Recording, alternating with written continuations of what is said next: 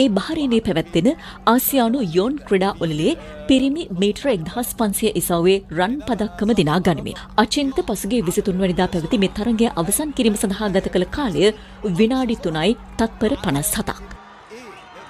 මේ ජයග්‍රහණයෙන් අනතුරුව ලහිරු සිය ෆේස්බුක් ගිණුමේ මෙලෙස සටහනක් තබා තිබුණා.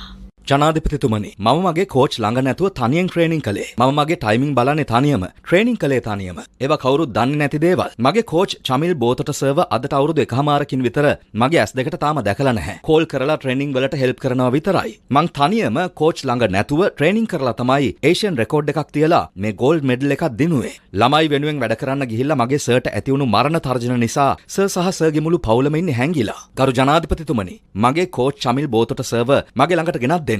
මගේ පුහුණුවීම් කරගන්න. සර් ළඟ හිටියොත් 2028 ඔලිම්පික් පදක්කමක් මට ලංකාවට ගේන්න පුළුවන්. ජනාධිපතිතුමනි, මේක මගේ අහිංසක ඉල්ලීමක්.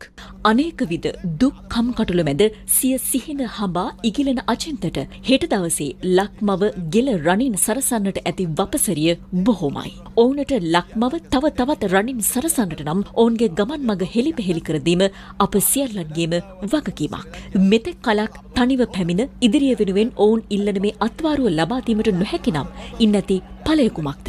අචින්තගේ මේ ඉල්ලීම ඔහු වෙනුවෙන්ම පමණක් නොවන්නේ ජයග්‍රහණය වෙනුවෙන් ලෝකයක් ඉදිරියේ තරඟ වදින අනෙක් දුවදරුවන්ගේ ඉරණමත් මෙයට වඩා වෙනස් නොවන නිසාවෙන්. ජනාධිපතිවරයාගෙන් ඔහු කරන මේ ඉල්ලීමට සාධනීය ප්‍රතිචාර දැක්වීම අනාගතයේ යම් දිනක මේ රටට ජාතියට මහත් අභිමානයක් වන අනාගත ආයෝජනයක් නොවනු ඇතැයි කාට කිව හැකිද? එහෙයින් අචින්තගේ ඉල්ලීමෙන් මල්පල ගැන්වෙන ලෝකය ජයග්‍රහණය කිරීමට සැඟව ඇති කටුකොහල් බාධක ඉවත් කිරීම වගකිව යුත්තන්ගේ අනුල්ලංඝනීය වගකීමක් නොවන්නේද?